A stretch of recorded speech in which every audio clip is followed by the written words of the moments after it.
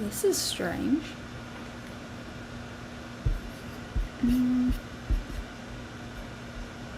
No! It's disconnected.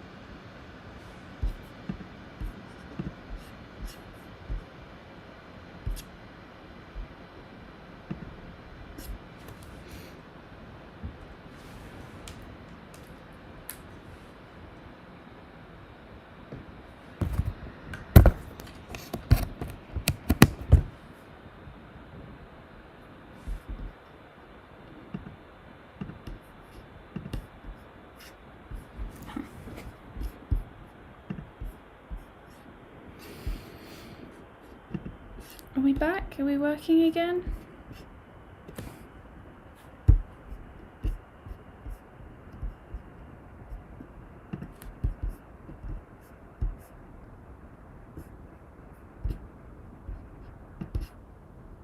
Okay. I think we're good. Why is the quality doing something strange?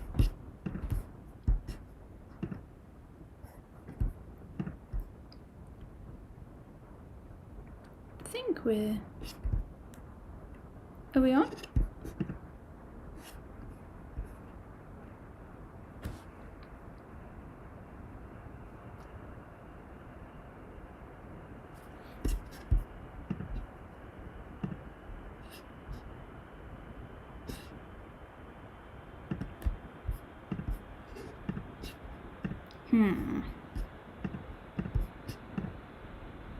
Okay. Do we have... Oh, and you can hear me?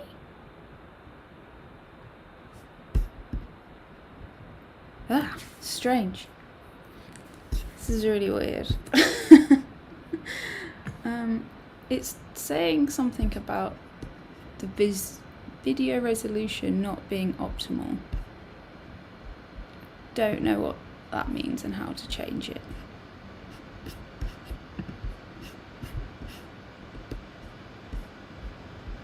But kind of is what it is.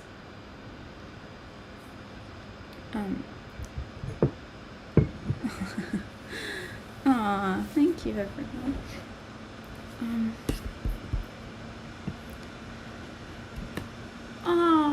Karen, Laura, oh, there's so many lovely faces. I got some truffles. There's so many lovely faces. And I've got myself a beer and a tea, because tea for a little bit of energy and beer because it might calm me a little bit. This is a little bit crazy, isn't it? Well, it's not, but for me it is. Technology's not my finest. So if you're gonna make a bag, I've got 4mm needles and a 24-inch cable. I've got a 16-inch too, but you could obviously use DPNs if you want, or a longer cable if you want for magic loop. I have a tapestry needle, which is very handy. A cable needle, if you fancy doing cables. You don't, no obligation, but I quite like to do cables, which is interesting that newer knitters are sort of have it in their heads, like I did, that cables must be so difficult, but it's just knitting stitches in the wrong order. And then some stitch markers. I do actually have, oh, it's this way, isn't it, now? Some of Nicole's stitch markers today. It won't pick it up because it's not human, but they're very pretty. And little Audrey is here, and a crochet hook, because it does actually use crochet. Now I'm going to use some scraps of this. I'm going to move this because I was filming Audrey, and this is just a merino singles, who knows. And then these are After Laughter, after the Paramore album, which is kind of fun.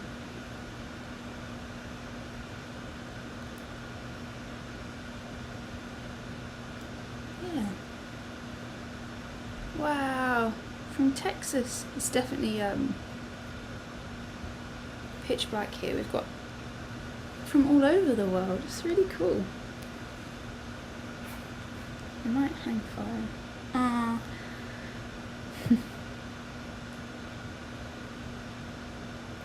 Can't believe there's 20 of us knitting together on a Friday night.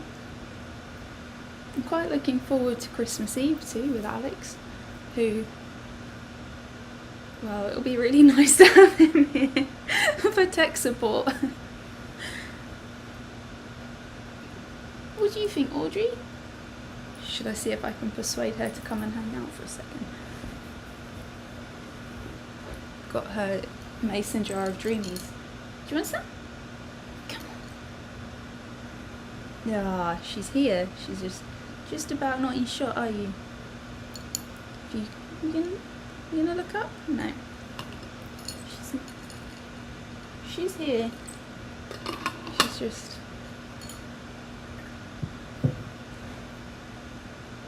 down by me.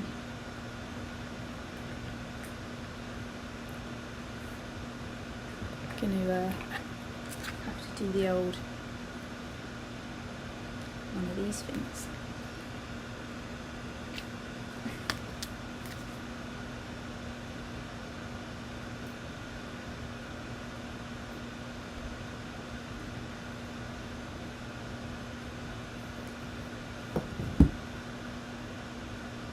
Mega tub. See, I put them in a jar so that Audrey had a different sound, because Audrey would come running when anything was coming out of a packet and I felt kind of bad. And now you know that the jar dingle's yours, don't you? Ooh.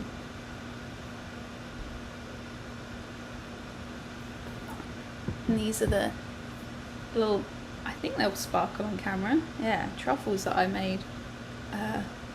They are 2 ingredient. I make a mousse using, and I guess you could use coconut milk actually, but I usually do a mousse out of water and just dark chocolate, and this is basically the same but using coconut milk, and they're really good. So I thought that would be fun to have a bit of a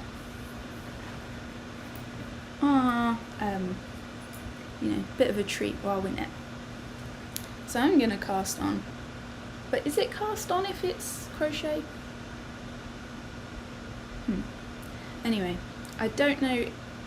I would imagine that everyone knows, and I was going to do a kind of how-to as I go, but I feel like that's going to be really a challenge because I'm going to have to turn around to show my hands.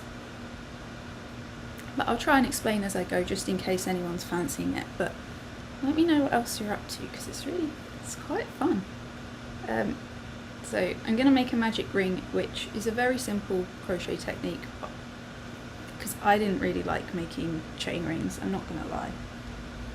And to do so, you pop the end of the yarn in between the index finger and thumb and wrap it around the middle finger and the index finger. Lift it all the way up. I like to close it off using my second finger, second to last finger, wrap it round and then hook it in. It's going to be a long one, guys. It's not really.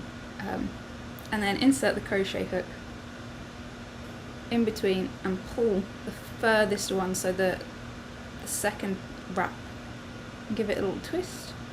Take the crochet hook underneath and pull it all the way through.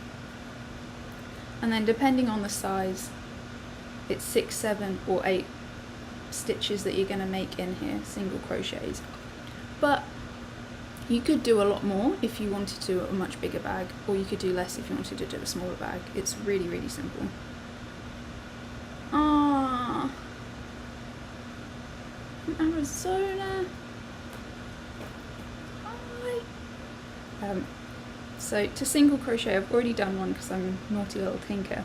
You're going to take the hook into the centre of the ring, yarn over, pull the yarn all the way through, yarn over once more and pull it through both hooks. Insert, take the yarn around, pull it through, yarn over, pull through. And you're going to do that as many times as you need.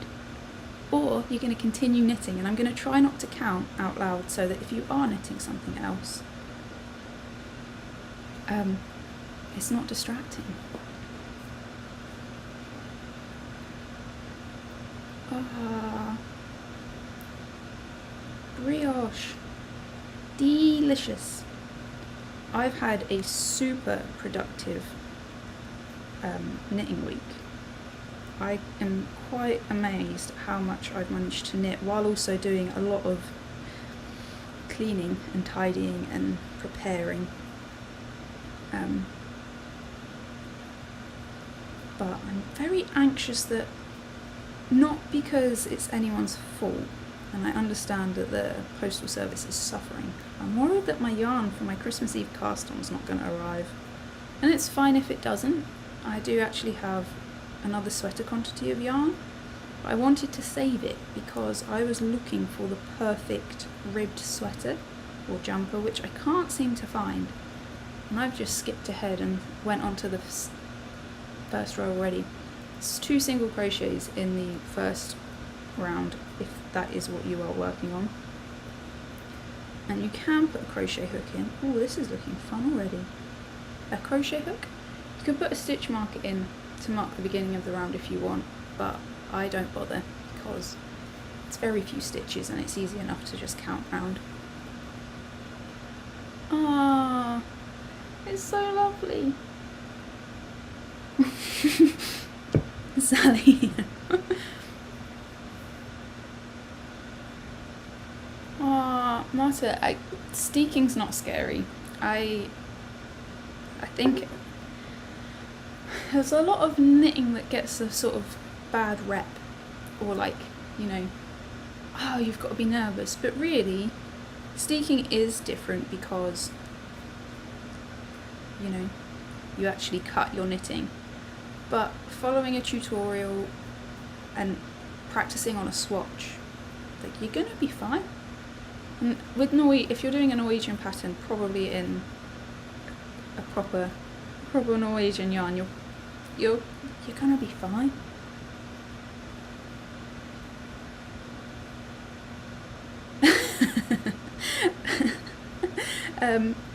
The second round is single crochet in the first stitch and 2 in the next, and you just work that all the way around. So the first stitch gets 1, the second stitch gets 2.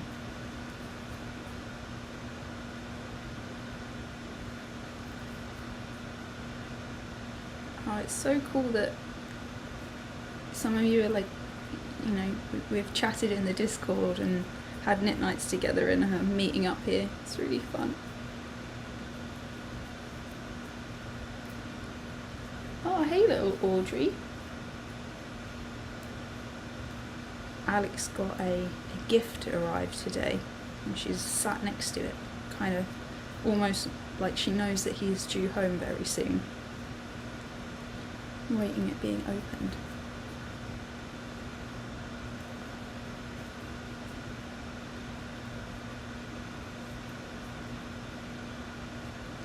Ah, that's exciting, your first sock. There's quite a lot of sock knitting going on, that's kind of cool. I think it is important to be very brave when you're knitting, because it is very easy to start again with knitting unless you're steeking, but there's so much good information out there that things will always inevitably go wrong, but as long as you're considering it a learning process, you know. And socks, once you get the hang of it, and I think pattern socks take a lot more time, but once you get into a flow and you've practiced different types of, you know, cast-ons, knitting them from the bottom up, the top down 2 at a time if you've got single sock syndrome, like second sock syndrome, then, you know, third round I'm talking way too much. I think that's kind of, I always go on about it, but it is really cool that as knitters we've got access to so much information and there's so many different ways of doing things. It's a bit like, I think, like from memory, sewing. You could do the same thing like 4 or 5 different ways if you wanted to, and eventually you'll find a way that, you know, brings you the most joy. And I recorded knitting one of these and it all went a bit wrong, which is totally fine, and I mentioned it, and I've got this jumper actually just here and I've made big progress on it that I put aside because I wasn't enjoying. It wasn't bringing me joy, and it wasn't until I was actually a bit like this, just talking to you, because you probably see bits of it. I'm going to insert the footage when I talk about this jumper. But I realised why I wasn't enjoying it and knew that it's mine. It doesn't matter if I follow the pattern or not, or do the same technique. I can change it, and I have, and yes, it's going to be a little bit funky and it's not going to be quite as nice as the pattern, but it will be a finished item and the yarn's not going to just sit and languish, so it's kind of fun.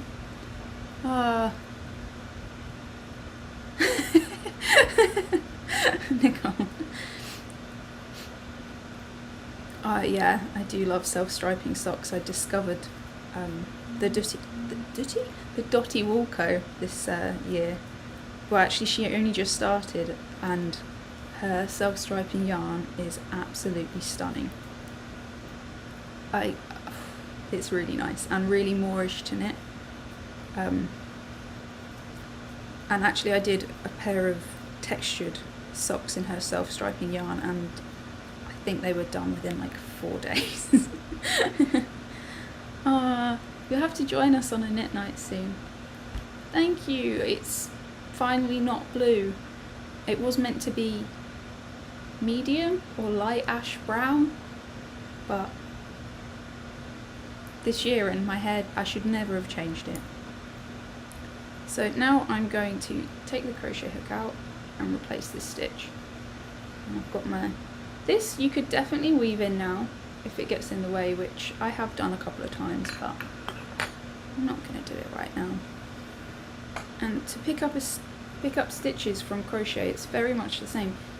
In knitting, your stitches are yeah, you are, wow, go horizontally across, whereas these go vertically on the edge. You can see it, it's like similar. So each one of those little V's going around is a stitch. And just as you would with knitting, or if you haven't done it before, you're gonna put the needle into the next stitch. You can see both legs.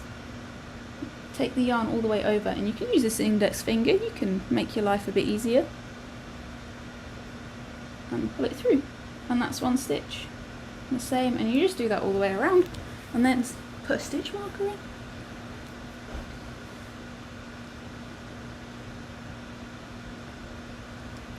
Then, Livy, I do totally understand that. My first ever sock was a textured sock, and it seemed to take forever, and actually to the point where I did have second sock syndrome. I couldn't bear to knit it again.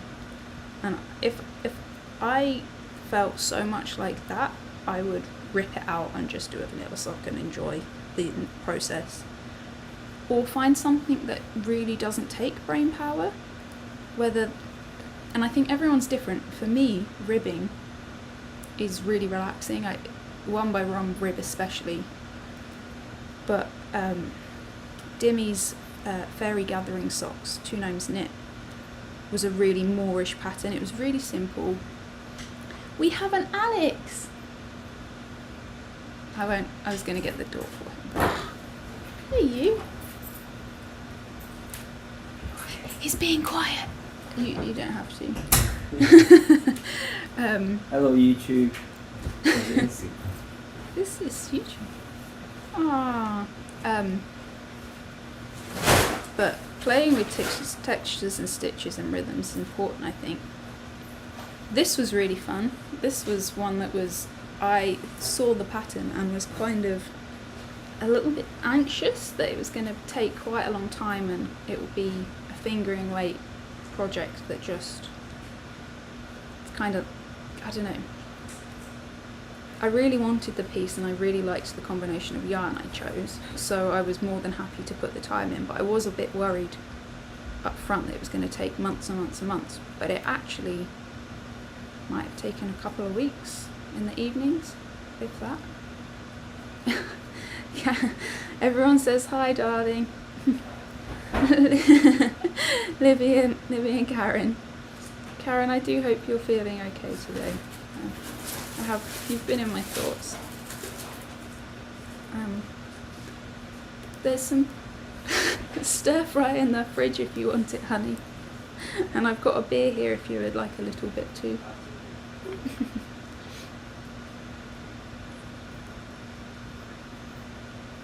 But this pattern was Danny Meager? Danny Knits Things, and honestly, it's one of the nicest things, and I didn't want to. It's a I can't remember what stitch it is, but I really think I would like to do a hat in it, and maybe even one of these. It's gorgeous. Right, so the next row, once we've picked it up, is knit 3. Knit the next 3 stitches and then knit front back in the next one, and you repeat that around, so 6 times on the small size, 7 on the medium, 8 on the large, or however many times you've added a stitch into the middle ring.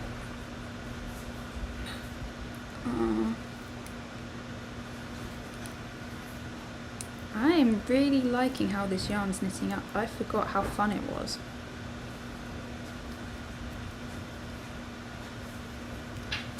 Oh, it's fine.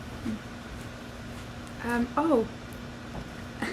Hey, it's called Elf Mail. I forgot to mention it. Yeah, Elf Mail, which I kind of felt was apt considering I'm making a Dungeons and Dragons dice bag. Which could be used for anything, obviously. And I think... Oh no, I wrapped it.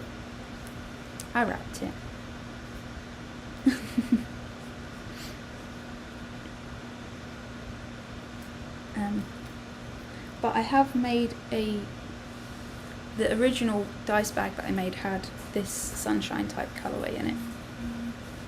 Oh, Alex has got some malt to make another beer. It's quite a lot there, darling. And you got a parcel, another one.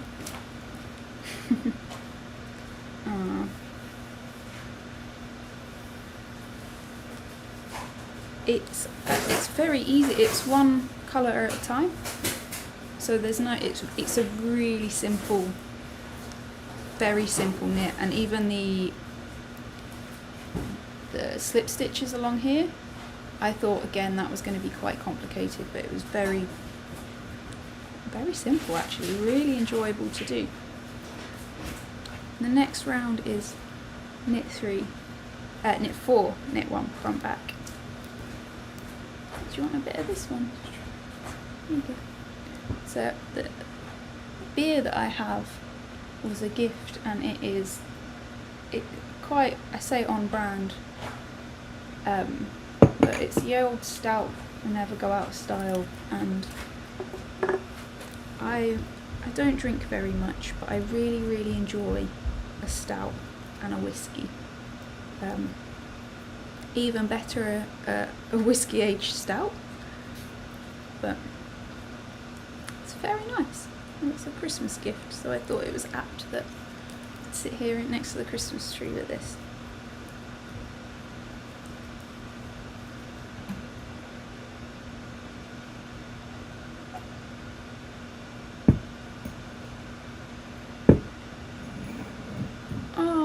there really is quite a lot of us Discord members here. Hi.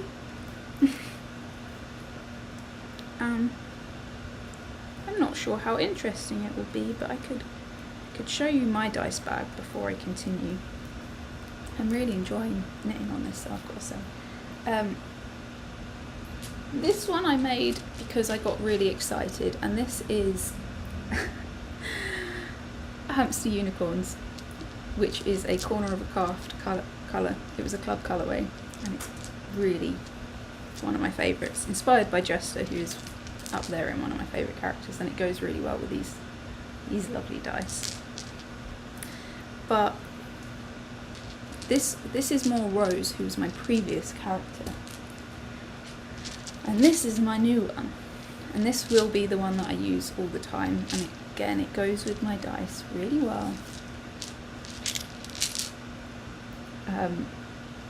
And my character's called Lavender, so even the colourway goes really good. And I used hide my face.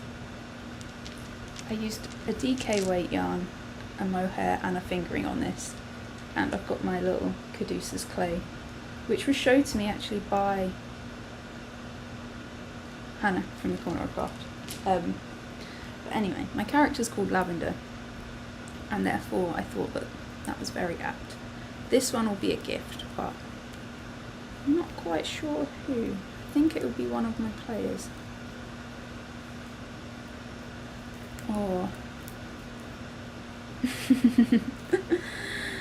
I know this colour, or this one is actually mostly mine. The fingering weight yarn was called Daydreamer by Biff Sugar Yarns, and these are my favourite dice. I think it's this set, and they're mint and mustard, and they just go with my character so well.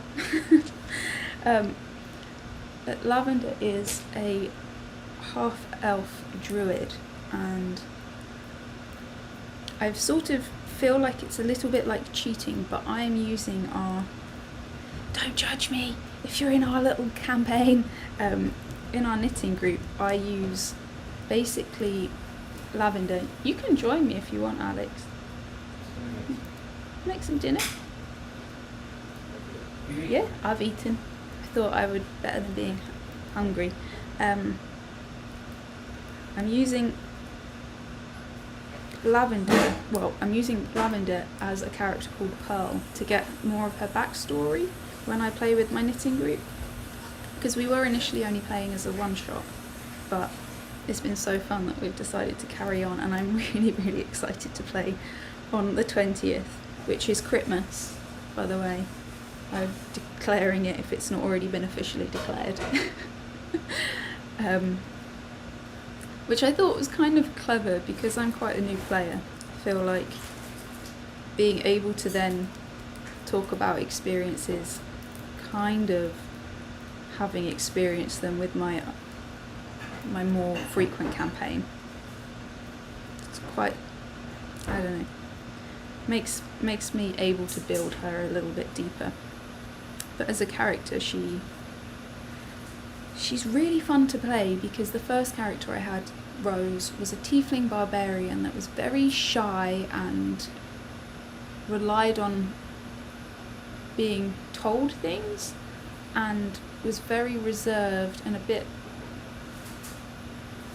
I don't know how to describe her without, like, she'd never experienced things, so she was relying on the help and the following others, and she was sweet. As she went into her rage, she was usually just saying it because she didn't want anyone to hurt animals. She didn't rage nearly as often as I should have as a barbarian, but that was part of the character. Whereas Lavender's really playful and silly, and, you know, a bit like God in Dogma, where she's, you know, doing headstands against a tree. That's Lavender. She's sat staring at seeds and growing fungus in her hands. She doesn't understand the concept of a handshake either, which is always fun to play. Sorry if you're in that campaign and you're yeah, you get a mouldy bit of fungus squished into your hand. But she also has, very clichély, she has grey skin that is sort of silvery and lavenderish. She has very much lavender hair, and she has what she considers to be beautiful plants in her hair, but others would consider to just be weeds. And she frequently eats them. She doesn't think it's strange, especially she will if she's hungry, and often the party members know and will start to provide food, because some of them don't. Some of them are always a bit like, really? Because the place that, I believe it's homebrewed, the place that we were exploring, we've moved out of the city now, has tiers, and most of them are from sort of the middle and upper tiers and quite posh, and Lavender's from far away and doesn't understand most common courtesies. Not that she's rude, she's very, very caring, but very, very fun. Yeah, Narcissus is like 2, 6. Mine just carried on looking, but it is it's so much fun to play.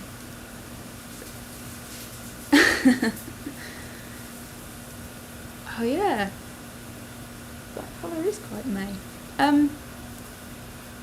Who are your characters? I always find it strange because I'm not the best with words, so describing, I don't know, I feel like I'm not the best at describing things.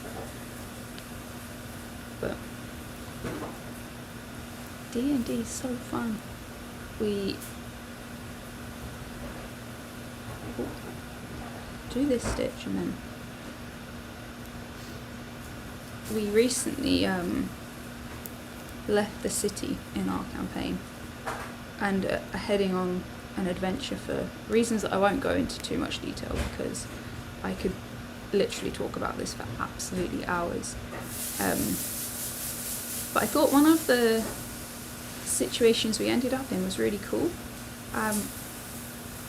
So we were travelling towards what's called the Dragonwood, and we were warned that on entering we'd face a dragon, and one of the characters was really excited by it, so she was really eager to get there.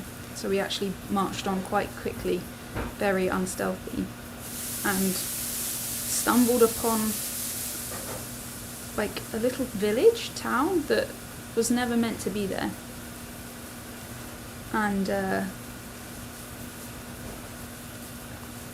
even the driver, who's been to the woods a few times, has said he'd never seen it before, and we should have taken that as a sign of, oh, this isn't normal, maybe scout it out or slow down.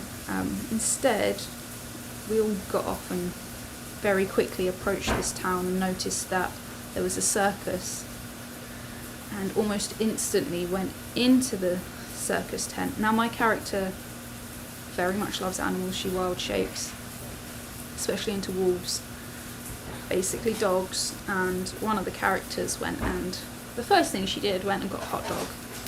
Lavender was really unimpressed and very confused as to why anyone was eating such things. She believed it was dog. Her family and friends would never eat such foods. Anyway, oh, I'm in the last row of this. 2, 4, 6, 7. The circus tent. Oh, it was really horrible. It was really quite scary. The main ringleader of it came and just started randomly attacking us, and we had all split up. One was off to get food, one was off to get drink. 2 of us were together, just sat there while I was quite horrified that he was eating a hot dog. But yeah, things drilling into the ground, pain, lots of pain.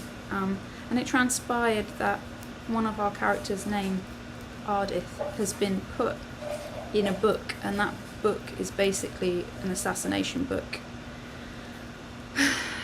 And we did a lot more adventuring, and I think we're just going to be in for some clowns and some circus stuff. And I don't know about you, but over the years, I never used to be offended by it, but clowns have sort of got a bad rep in the circus. Like, there's just something eerie about it.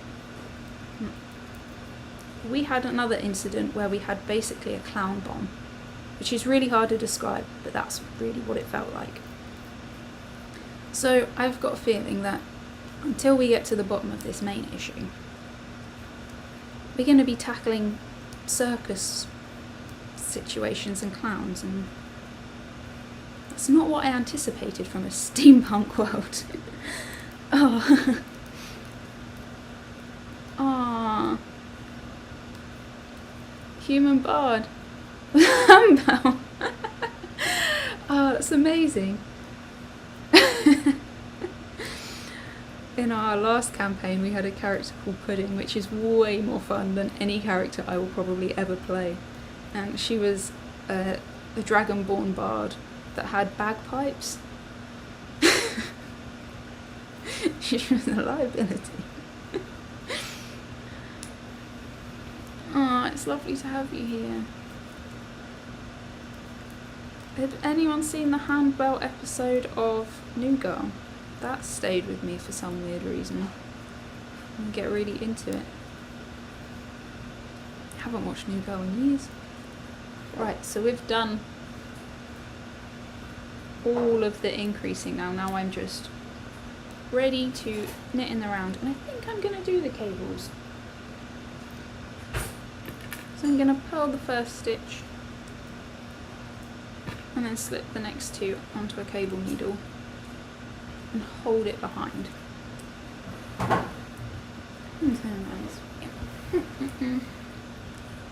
I've slipped it, and then you just knit the first two stitches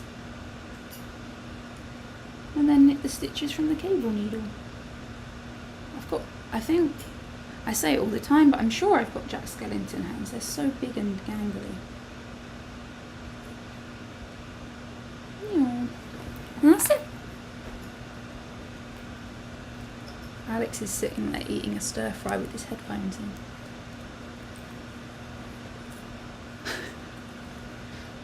Bless him.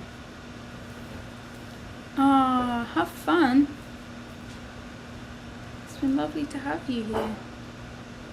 That sounds really cool. Much better with words than I might possibly be. E4. So 6 stitches between the cables if you're doing both, and this time I'm going to slip the first 2 stitches but leave them dangling in front.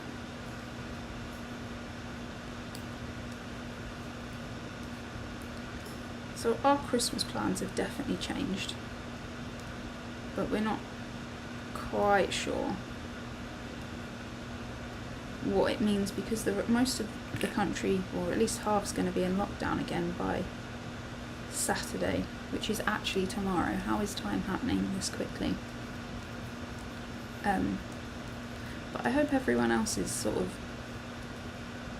figuring out ways of connecting with their loved ones, whether it's using something like this, Discord or WhatsApp or any of those things, because I know it's a really tough time. Quite a few people now that we know, not actually from where we're from, which is surprising because I know our rates have been quite high. We don't know anyone locally that's had it, but further out are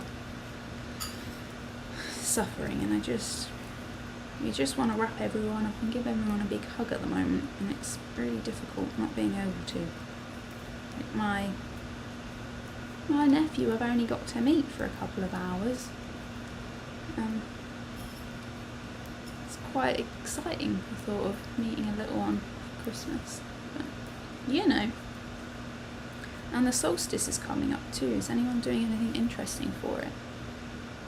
fact, that's Saturday, Sunday? Monday. Wow, time. Doesn't feel like winter here. We had 12-degree temperature today, which is ludicrous. It's actually quite warm in the house in a jumping right now, and we don't have heating. We've got underfloor heating on the floor, this floor, but it says it's 18 in here, and I only set the heating to 15, I think. I don't know where that extra heat's coming from. Maybe it's the camera.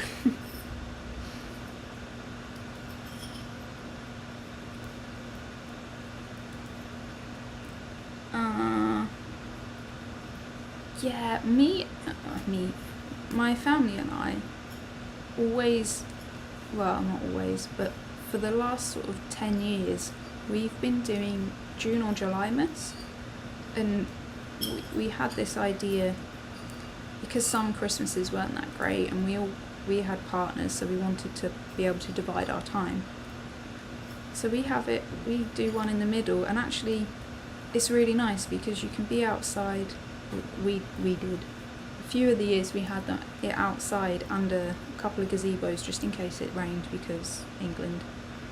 And we'd have like barbecue, and we'd do Secret Santa, or a game where everyone brought a gift, and then it's really evil, and then you'd have raffle numbers, and if your number was called, you get to pick a gift. But then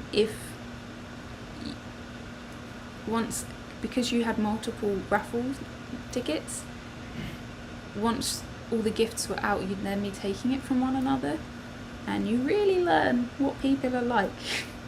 And it got a bit out of hand with people wrapping up gifts to look like something else, you know, like there was always a spending limit, but it would be funny to watch someone think they're going to get a watch when they'd actually get, I don't know,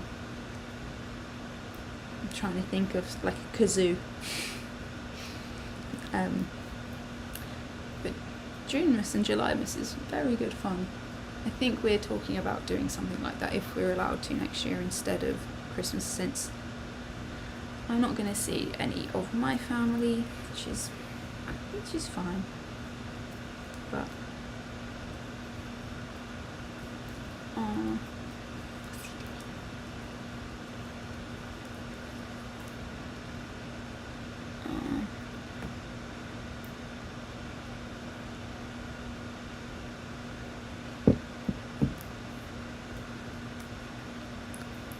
definitely. Discord's very good too. That's something that we use a lot, because people can dip in and out, have just audio. You can mute yourself very quickly. So my parents left the country. That makes it sound really dramatic, but they moved, and my mum is Christmas to me. She's very much, that's her thing. That's what she plans her year around. So it was quite sad to not see, and like when they lived in our family home, they had 6 or 7, sometimes more, Christmas trees, and during the day, because I do a lot of working from home or event work, I would go there and decorate a tree, and have some shortbread and maybe a sherry every now and then. We didn't get to do that, so we had a Discord. We've got a little family Discord group, and if anyone's doing anything interesting at any point, we'll just jump on to let everyone know. And so I watched my mum and dad put up their Christmas tree together, and it was really nice. Like, even though, because it was a work day, and not that I do full work, but it was a day where I was trying to get work done, I was sort of in and out. I had them on the big TV, and I was just sort of watching them and listening to their music while they were doing it, and listening to them giggle. That was really nice.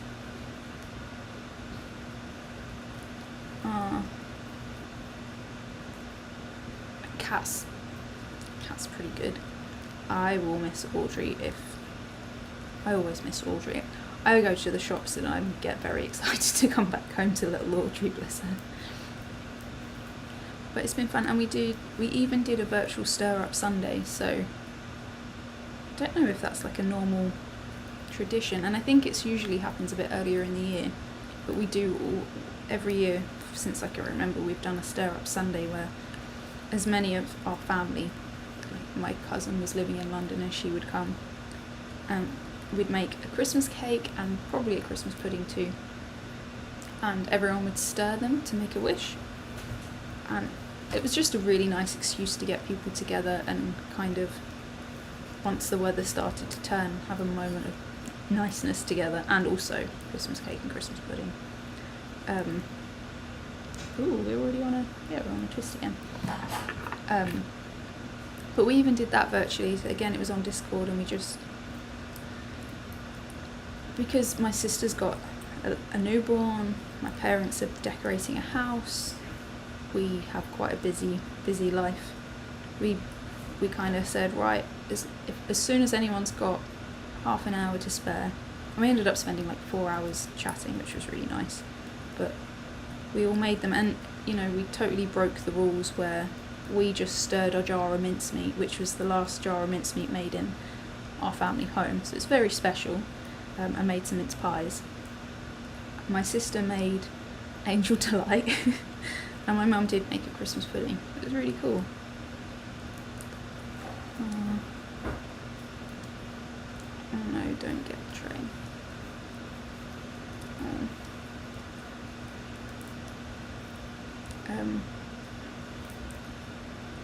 I do recommend Discord as a way of connecting, and you know, just having different threads. Like we've got one for the baby, one for house renovation, which makes it easier to catch up and reply to things.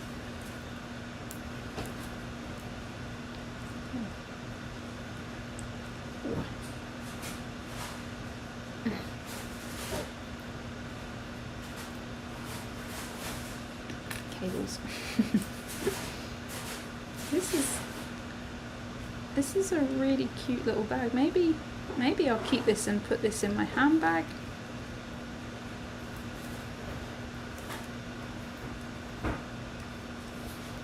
Nice colours.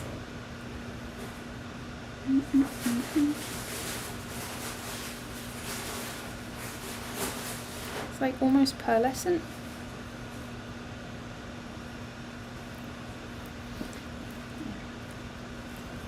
Oh, let's sit back a bit and get cosy.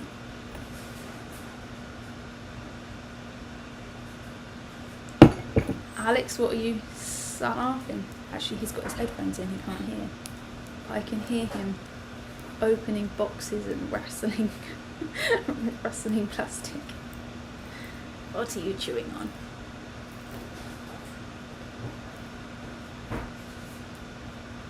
Oh.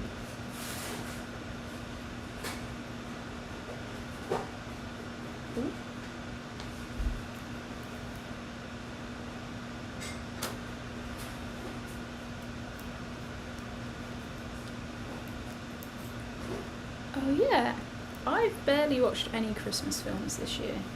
I haven't seen any of the new ones on Netflix. I did watch the Christmas Chronicles before, and I did enjoy that. But I think I'd quite like to watch one. I do enjoy The Holiday Inn and White Christmas when it comes to festive films. But I guess it's just this year it's not been very inspiring to watch them. But I'd be interested to know of new ones to you, or old ones that you love, because I don't feel like I'm that well watched. I really enjoy a film called While You Were Sleeping at Christmas, and I don't know if it was very popular among our family, like we watched it quite a lot, but like people that I've spoken to, friends, don't seem to know about it. I really recommend that as a Christmas film, because it's not like it's set at Christmas, but it doesn't revolve, you know, it does kind of rely on Christmas for the plot, but not too much. It's got Sandra Bullock in it and Bill Pullman. It's a very good film, and really nice, heartwarming, and a great soundtrack. And Sandra Bullock has really good knitwear, which is all oversized and lovely. I really like her aesthetic in that film. White Christmas is so lovely. Oh, I haven't got Disney Plus. Is it worth getting? Oh, well, I'm not so, especially at the moment with your 24/7 Christmas music. I do feel sorry for you. I haven't heard of Noel. I don't really know what it is. Oh, poor Laura. Do you think that they're going to play it throughout the entire Christmas season? I really hope not, for your sake. Are you going to come, or are you going upstairs? You having a bath?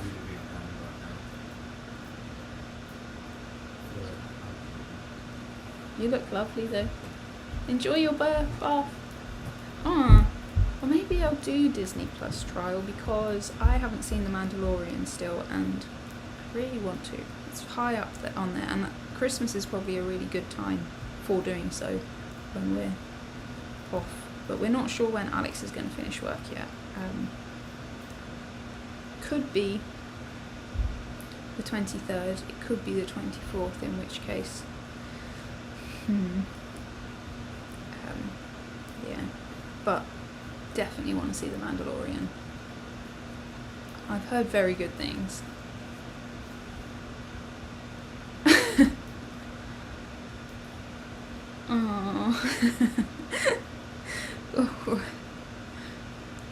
Oh, Klaus is lovely.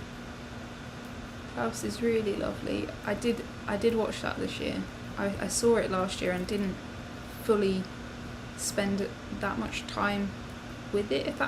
I couldn't concentrate. I think it was just I was wrapping presents and kind of got a little bit more invested in the wrapping. But the animation is so beautiful and the concept is really nice. Spirit Guardians? It's in my head. Rise of the Guardians I thought was quite good, because it's not too Christmassy. Oh, that's a really good one too.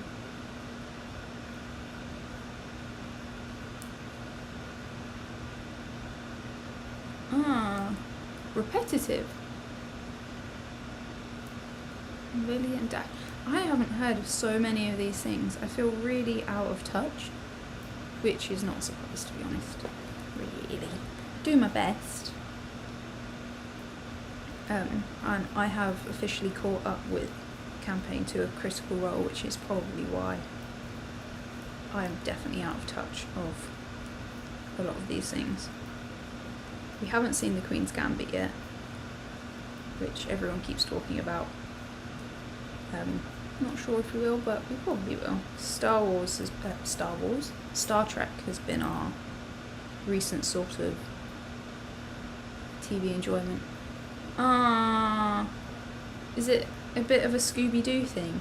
I couldn't stand Scooby-Doo as a kid, because for that reason, it just the same thing. Just gonna change to my 16-inch. Oh, Lily and Dash is from a book. I always found that things from books have been really, generally very, very good.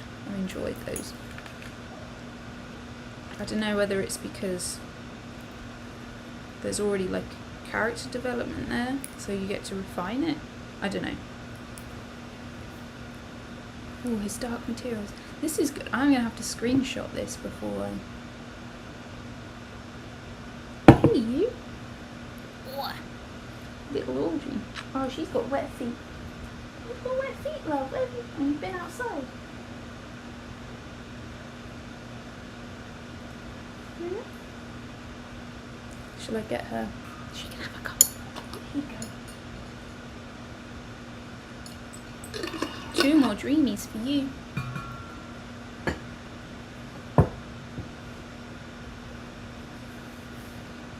Oh.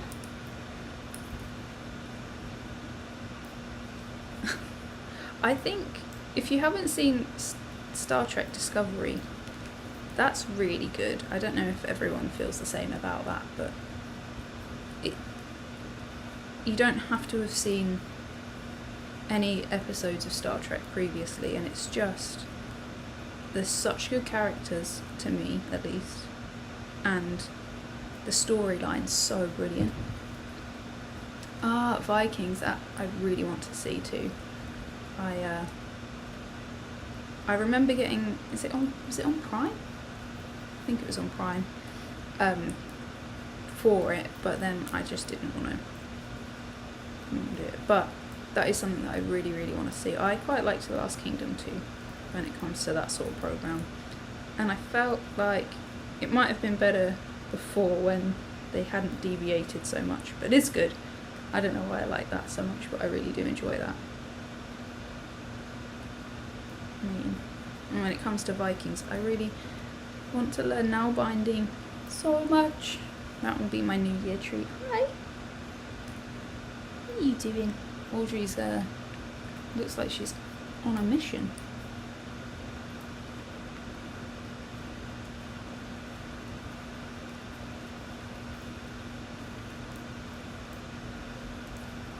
We are on the 3rd cable out of 6, so we're getting there.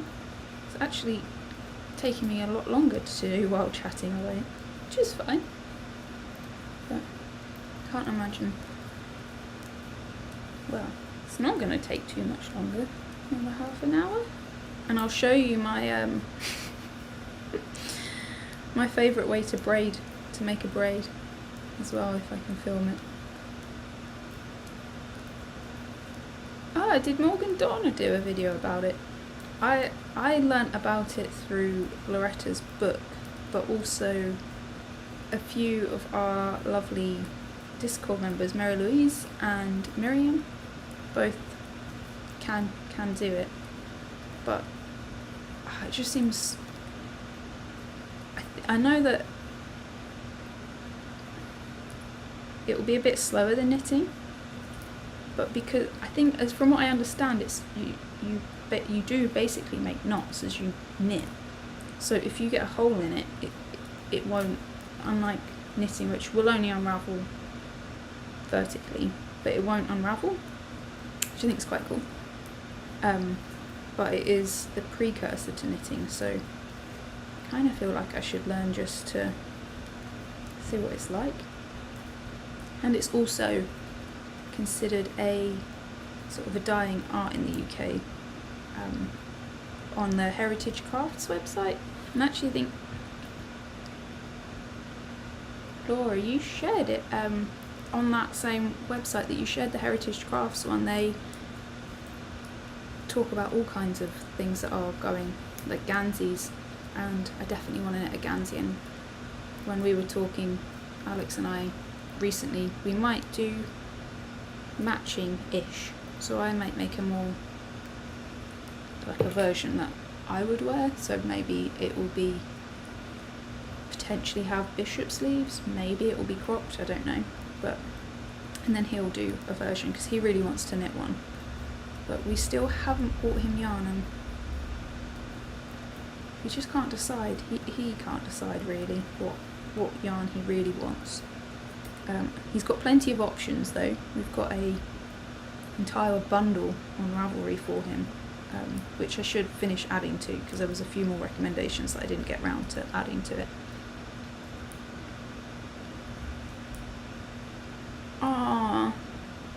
Flip top mitts are brilliant.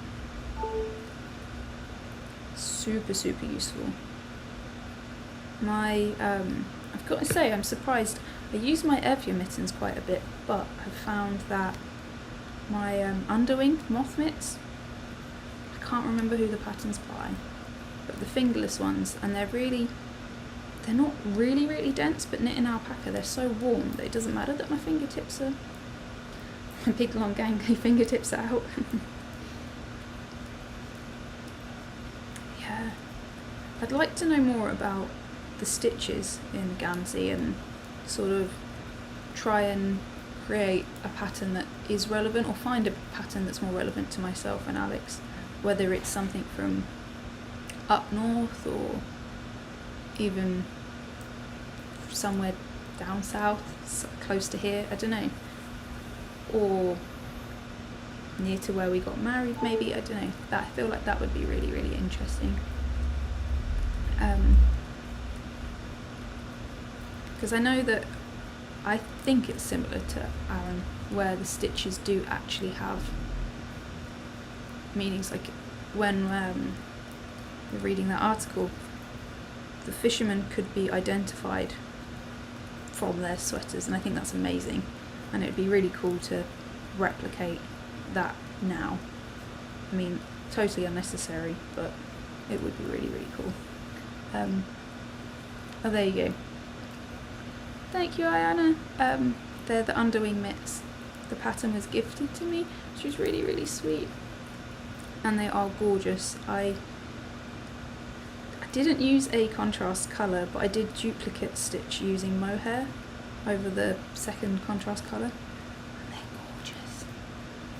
Let's see if I can dig them up quickly. Oh, I'd love to see their the elephant ones. I must look at her other patterns actually.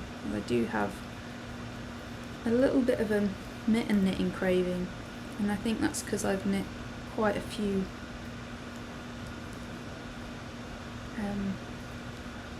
Thank you, Laura, that'd be awesome. I've knit, I think this is my 11th one of these in 9 days. And I've finished my East Wind jacket, and I'm really happy. I need to adjust 2 of the toggles, but I couldn't put it down. I kept I kept sniffing it because it's Jacob, which has a very, very pungent sheepy smell, and mohair, and the fabric is just gorgeous. And the other one I'm doing is in a Lopi that my Icelandic yarn that my grandma gifted me. Oh, hi. Oh, my phone's going. Dear lally. So I think a pair of mittens might be a really nice treat. My Evia mittens are lovely, but one is definitely bigger than the other, so I'm thinking I might risk trying to slightly felt one, because the one that I've knit at a tighter gauge is so much warmer, like really noticeably warmer. Ah, thank you. I've just seen it, Instagram notification pop up. Thank you, Laura, that's really, really handy. I know what I'm doing later on.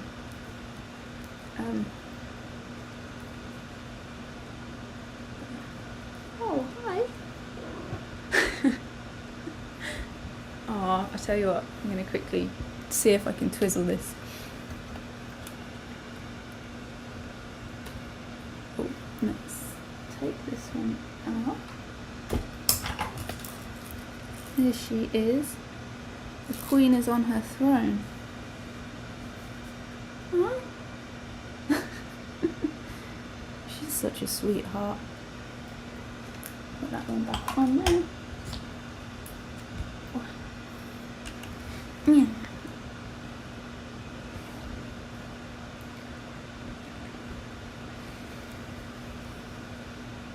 Oh yeah, this is, I'm not stalling, but this is what I've been working on, and as you can see it's big, but I finished that entire sleeve yesterday, and I've already done this today. But I don't want to actively clear all of my whips before the new year, but I would like to make sure that things that I really aren't thinky, but I've maybe had for a bit too long on the needles for me, because I had a phase of ripping anything that wasn't getting knit back or adjusting it so that I would enjoy knitting it, and it's just that and my shawl that I've got now that are sort of bigger projects that I've had on the needles for quite a while. Other than that, everything else is, I think that's it. I've just got a pair of socks that I recently cast on in a really predictable yarn, which I might rip back a little bit because I'm not sure about. I think I need to get a new stitch dictionary. I'm knitting them using Cuthbert's Sock by Whistlebear, which is so nice, but I just want to do a vanilla sock, but I wanted to do a bit of texture at the top, and I don't want to name names and rush her, but I do know Dimmy's got a lovely one that I would like to have knit, but I've ended up just getting overexcited and casting a pair of socks on. So I'm just going to do a bit of texture at the top, but I can't decide what I want to do. And I've knit a bit of texture, but I might rip back and start again once I've thought a bit harder, because I really love this yarn and it is very special. It's not the cheapest yarn, but rightfully so, and like especially having seen the work that goes into it, and not just, not just the shearing, but the shearing, the feeding, everything.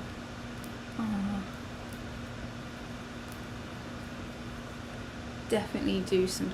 I don't think we should really. There's two words: selfish knitting and stash. If you like the word stash, that's cool, but I try and remember to use the word inventory, because I really like that, because it's like, it's an inventory of things that you're able to turn to make stuff with. But selfish, I don't think there's such thing. Like, if you're making something that you love, then you're making something you love. Knit self-care into that, like, without any guilt. And if you're making something you really love, like, actually now I know that this looks funny. I just stopped the colour work, and I might duplicate stitch a little cream line into it, but this is gonna last. I've got a hand knit Icelandic jumper upstairs that I picked up for £2, and I've had it for over a decade. There's pictures of me, actually, maybe I'll share them on Instagram, wearing it outside, working at the back of our Morris Minor, making coffee. And it'll be really cool, and it is cool, because it was a selfish knit at the time, but that should be able to be passed on, and whether it's passed on to a family member, to a friend of a friend, like,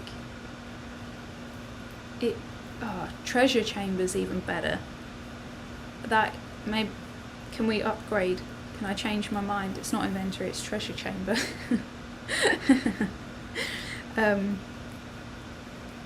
Yeah, I don't think, there's a few phrases that we should reframe. I do. It's self-care, and if you're not enjoying something, there's no reason to carry. Even a gift knit, like, I think we need to be careful, and I think that's why I would like to plan in January, and not set in stone, because that can bog you down too. But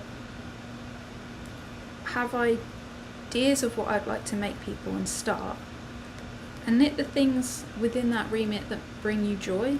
If you're knitting a jumper and you don't enjoy working raglan increases, say, not that this doesn't make sense, but if you don't enjoy a raglan construction, do something else. If you don't enjoy seamless and you want to do seam, find something that fits the bill for you as well. If you don't like knitting fingering weight yarn, don't do it. Like, I think it's difficult to knit something if you're not fully committed, and there's no reason why we should be. Time's really precious. Wow, I've got a bit emotional about it, but we do spend a lot of time when we knit, don't we? This is fairly quick. I think I've got 1, 2, 3, 4, 5. Yeah, one more cable row, and then we're on to the sort of bind offy bit, which means 4 more rows, but you know, but you do spend time doing it, and it is important to enjoy it. I made sure that I limited it because last year I knitted, I think it was 7 jumpers or 6 jumpers for Christmas gifts, and though it was really fun and actually the satisfaction of gifting them was really, really nice, there was a few that I didn't enjoy knitting, and that really set in stone how important it is to just knit things that I personally would enjoy knitting, and in yarn that I would enjoy knitting. I've done a bit with alpaca, which is really nice to knit with, don't get me wrong, but I didn't enjoy knitting that particular yarn, and I won't do that again. Like, yeah. But I've done some really fun knits this year. I've done a lot of hats and a lot of chunky hats, which I've ended up, this one was going to be a gift, I'm not going to lie. I was thinking it would be one for Alex, but we can share it. He has got a hat for Christmas, and he already has 4 hats that I've knitted, so. Yeah, I think a lot of people can lose the love of something if, you know, it becomes a job. And I think, again, that's really important, isn't it, to find those boundaries, and whether that's, you know, oh, I'm only going to make X, Y, and Z to sell, and then you've got I don't know, yeah, that's it, make what you enjoy. And it's really cool because we can, and if we aren't enjoying it, unless it's, even though here, I know people say that it's a bit of a nightmare, but actually I unpicked this was a lace shawl that I unpicked, and you'd never know that this yarn had been ripped back. And I know that the shawl would have been beautiful, but it wasn't right, it wasn't the right yarn for it, so ripped it out, started again, and now I've got a top that I wear so often that it's just by the sofa, just in case. Right, the last cable row, and I've got to remember that I do this. I've had a cable needle in my hat almost all week because I was knitting on the East Wind jacket by Emily Foden, and it has cables, and then I've been knitting these. So I'm going to ask her, is the audio okay and is the video okay? I did ask quickly at the beginning, but I'm just curious because hopefully next week will be a little more fun doing a Christmas Eve cast on and having Alex in tow, who is, oh, this is good, who is going to be fun to sit in it. Don't know what he's going to knit on, actually. I'm quite interested. I don't know whether he'll knit on his socks, which are just behind me. His Fluffernutter socks, which are coming along, actually, considering how his time he spent doing it. Or if he'll cast on something. We're going to do a Christmas Eve cast on, because hopefully once I've got the rug off and my shawl, then I'll feel quite excited if my yarn arrives anyway. Oh, brilliant. I'm waiting on some Whistle Bear yarn, which I probably ordered 12 days ago, and it was sent out straight away, but I know that our post office is really suffering, so I'm not surprised that it's not here, and I'm not worried, but I would like it to arrive. I don't even know what colour it is really, which is kind of exciting. So I ordered a specific kit and almost immediately got a phone call from Alice, who owns Whistle Bear, saying, "You're not going to knit with mohair? Are you sure? You're the mohair girl." And I kind of was umming and ahhing. She's like, "I've got this colour, and I think it is just one of the normal colours, but it came out just ever so slightly darker." And she was like, "So, do you want it?" And I was like, "Yeah, okay." So I'm quite excited to receive that, if I'm honest. But kind of be like an early Christmas gift, hopefully.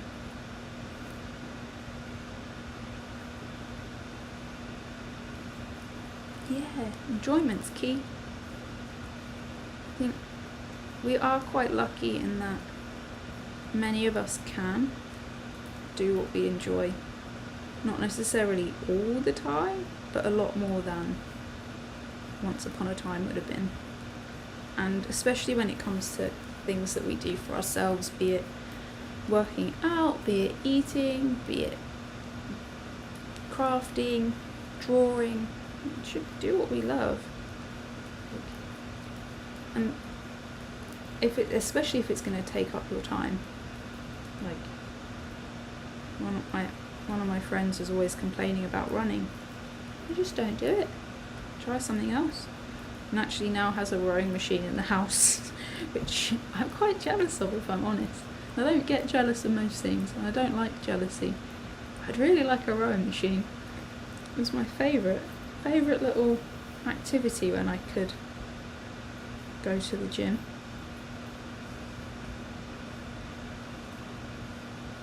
But anyway, that was a tangent. Rowing machines on a knitting channel.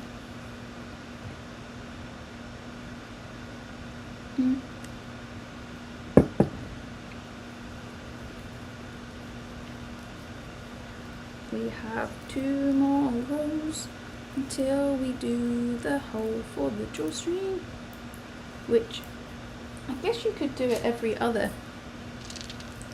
So I knitted it so that it is every 3rd stitch, and then you've got yarn over, so you could do it every other if you wanted it to be even more like tighter, more secure, but I felt like that was enough.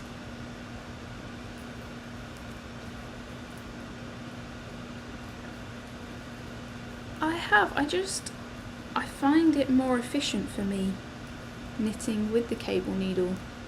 I don't know why, and I think it also helps me because I don't actually remember left or right, I just remember front and back, just like I do with increases.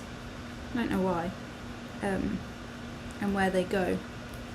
So I think for me putting the needle in there is useful, and I think again that's another part of knitting that it's good to try. It's definitely good to try knitting with both, or with and without. Like I quite like a cable needle. I don't know if is it not cool to use a cable needle now? A lot of people do it without, and I guess it is probably more efficient if that's what you prefer, but I don't know. Not for,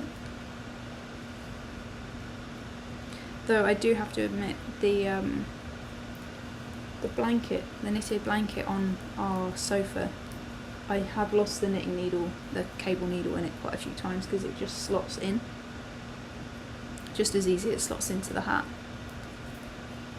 This is kind of fun. It's like a bit like a feather.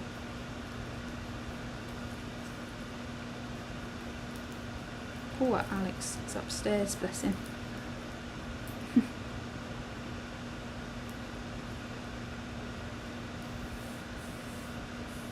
Yeah, I think a lot of people do find it faster. I don't know if I'm the oddball for not,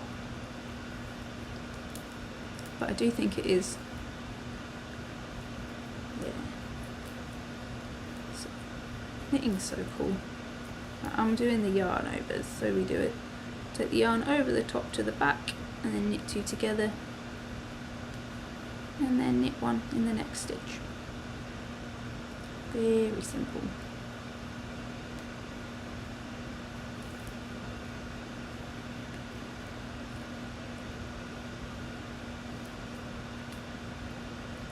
Yeah, quite.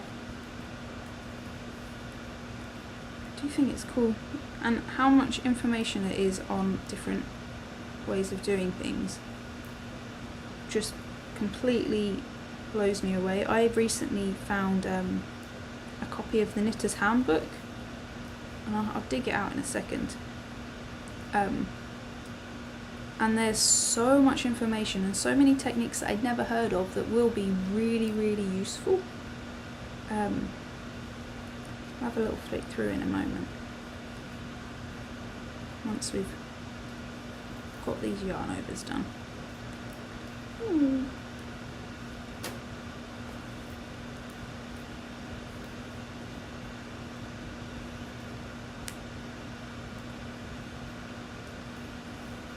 I've got to say, making the braid is one of my favourite things. And like I said, I will try and show, for those that are interested, my ridiculous mechanic for doing so, and doing so very, very quickly.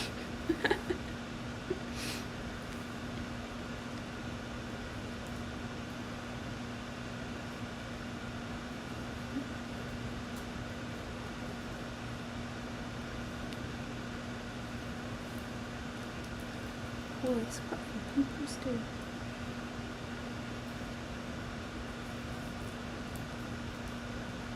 Right, I am like in a little meditative state doing this. This is one of my favourite parts of it. One and 2.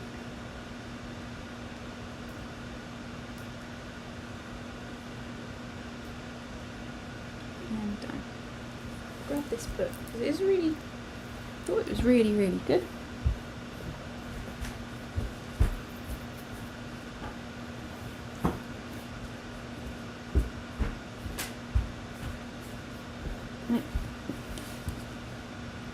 I think I picked it up for.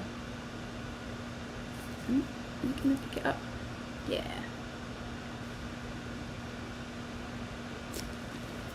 It was like, yeah, £2.49 from the charity shop. But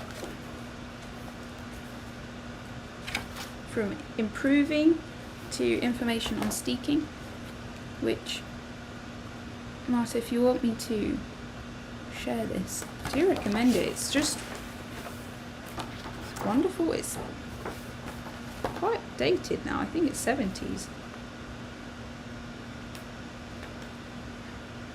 Not that that's old. Oh, 1988, wow. But, yeah, definitely 80s actually. Look at that. This is something that I would have worn when I was... Anyway, it's actually really, really useful for a lot of techniques that aren't, to me, that commonly used. Binding. I don't know, it's just really interesting. All of that. Anyway, really, really handy, and I can highly recommend it. I haven't actually thought about looking in it for stitches for my socks, but I think I might do that after we're done here and have a little browse at the stitch dictionary in it, because I think it has stitches. But I'm still on the lookout for a couple of books on the history of knitting and techniques from around the world. And I really hope you can't hear it, but if you can hear a vibrating phone, that's not me, that's Alex's phone that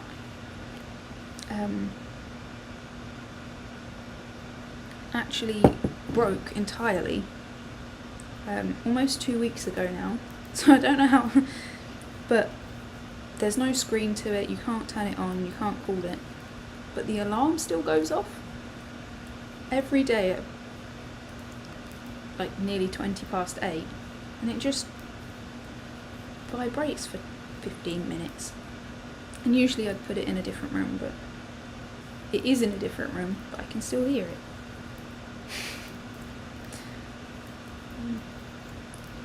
Right, I'm on the ribbing now, knit 1 by 1, which is one of my favourite things to do, as I've already said, but it really is. Kind of enjoy it just as much as stockinette, and although it is a tiny bit slower, I wouldn't say it's very much for me now. We're nearly there.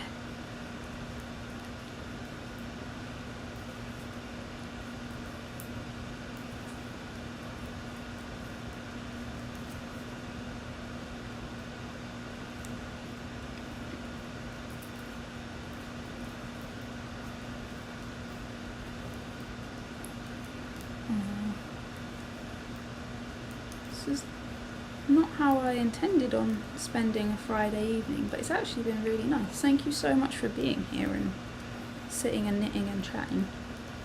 I guess it's one of those things because it's hard for you to sit, like, to put knitting down and type stuff, so I do appreciate it. It's nice to actually communicate. And I don't know, I've been to the supermarket this week and to the garage, the car garage, numerous times, which has been very stressful, but it's in the past now. But aside from that, I haven't seen anyone, which has been very strange. So I kind of feel like I've, you know, had some friend time.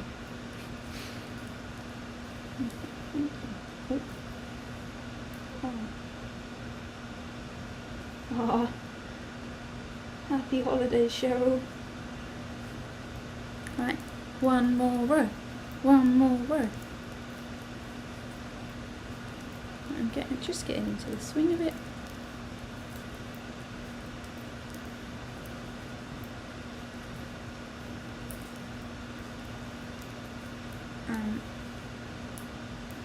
What's everyone? I guess there's different time zones going on here, but what's anyone else doing for the rest of their Friday? I don't know if we've got an episode of Star Trek to watch or not. I think we do. I think if that's the case, that will be our Friday. And we might have a Zoom chat with a couple of friends who live in York, which is beautiful, and Leeds and Newcastle. So almost 4 of the big cities in the UK.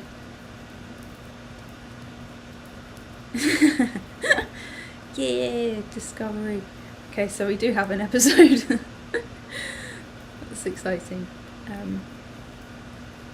But I feel like I agreed to have a chat with friends, which would be really nice. So I will probably get to finish that second sleeve tonight, which would be amazing because then I literally have one shawl on the needles and my socks, but my socks I don't know. So that's really fun. Bind it off. So I am just about to do the bind off, and I think I do a slightly strange bind off in that I do a predominantly just a standard bind off by knitting and then lifting the previously knitted stitch over, and then every now and then I knit it and then knit 2 together through the back loop. But it's very efficient for me and seems to not be too flared on this project.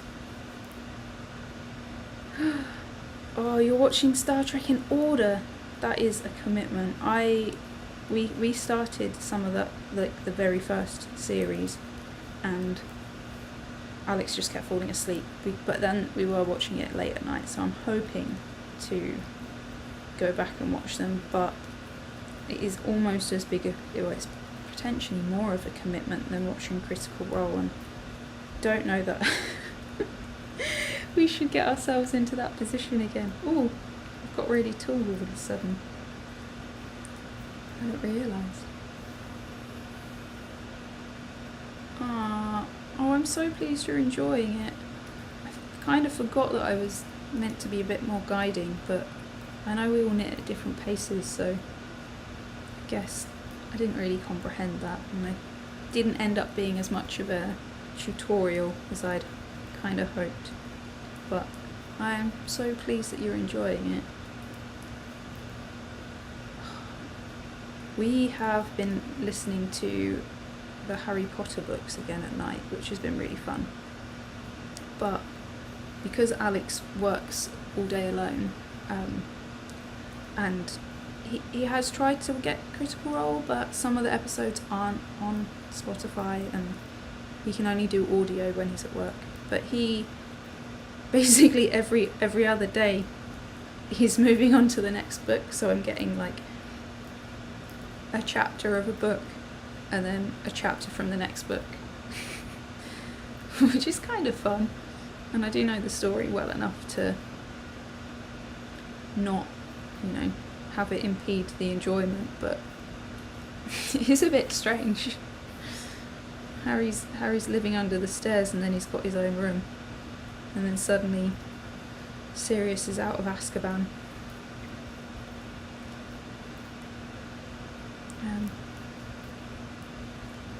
Yeah.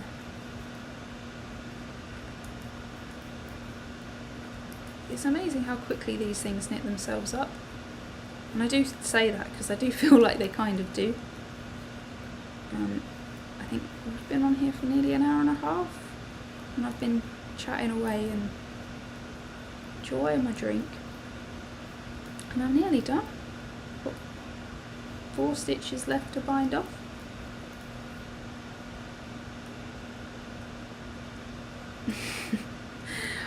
Yeah, I do. You're probably right with the Star Trek being hit and miss. There was a few episodes from the past that really stayed with me because I thought they were really good. I grew up on Next Generation with my mum. Isn't it fun? And I do remember even then, like, watching some episodes and kind of being a bit like, okay. But with Discovery, there's not been any, and I'm not going to say anything because I don't want to do any spoilers for anyone, but really good. Where are we? So I'm just going to weave this end in. Well, actually I'm going to weave both ends in because, well, it wouldn't be completely finished if it wasn't. Not that you have to weave ends in, because if I undid most of my jumpers and turned them inside out, you'd see some ends. And there will be no judgment for that for anyone, but I did weave in all the ends in my rug. I keep saying rug like it's but this pattern today by Junko Okamoto. So when I finish the sleeve, I will have, if I have to join another ball, I will have that end and then just the end of the sleeve, which is quite exciting to have it done and just be able to put it straight on and not actually even have to consider weaving in ends. Unlike my Swancho, which has many ends unwoven and will always have many ends unwoven, unless I turn it into a cardigan, which I'm still sort of considering. Your phone is still going off. End's done. So I'm gonna do the twisted braid because it's my favourite. So what I do is ludicrous, and you'll have to bear with me. I tie a knot in the end. I'll have to tell Alex that most of them are on, so he can listen to them. Listen to series 2. Hey, you gonna open your beer brewing stuff? So I'm gonna move this, and you can. It's my poor ball winder.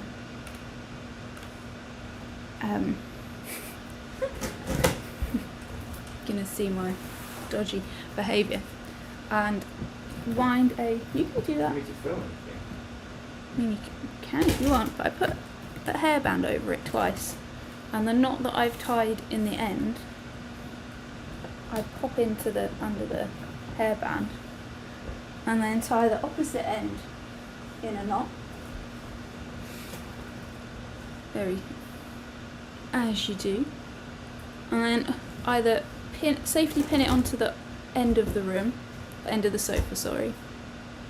Ask Alex to hold it, or hook it on. Very silly, very, very silly. Up here. And then I just wind, using my ball winder in one direction, and remember which direction that I go. And that puts the twist in it. Hey, from Oregon. Ah, lovely to have you.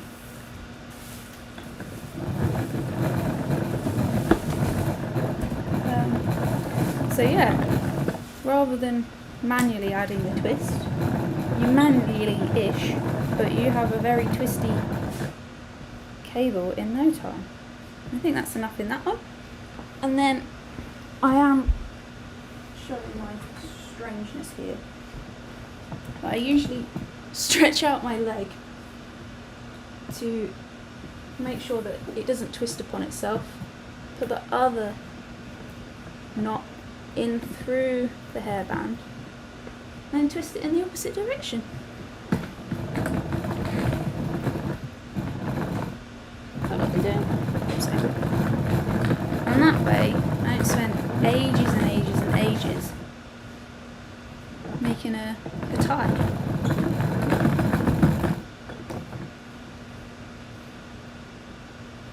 Tie a knot in both ends once more.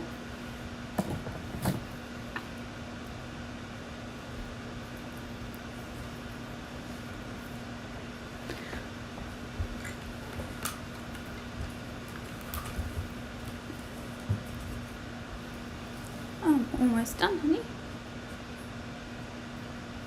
No? And then just weave it through. I like to snip it first because so the end is nice and neat. And if you opted to not tie a knot in both ends, you can just use a tapestry needle, or if you've got a really wide tapestry needle, do that first. And then I like to use the middle yarn over in the middle, and insert, and off you go. Weave it through.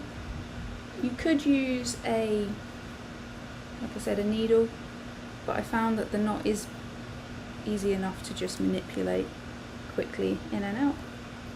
And there you have it. Ah, thank you. I will send that to Alex and see if he can't get caught up, because it is always good to have someone to talk to about Critical Role.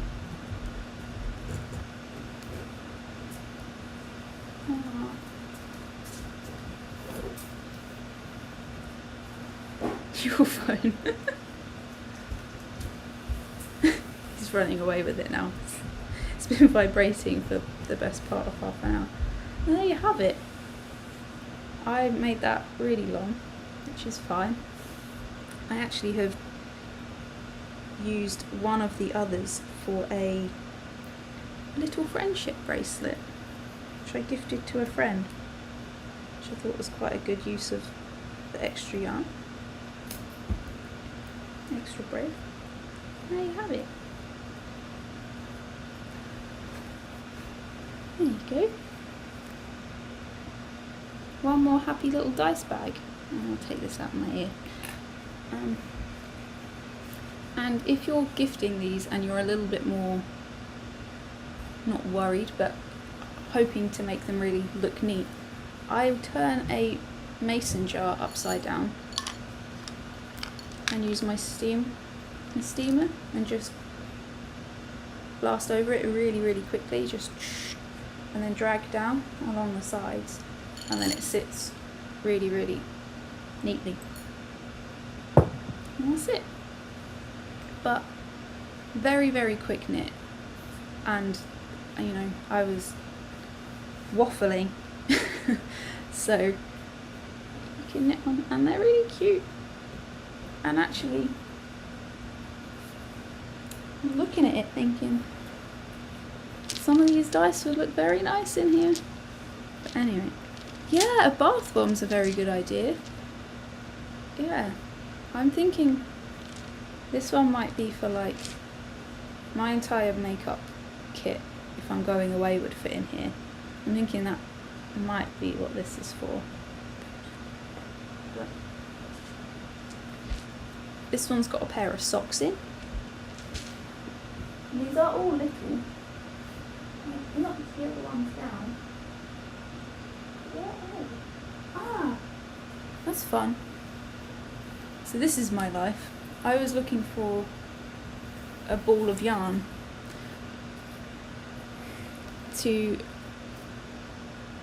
and I found it in the Christmas tree.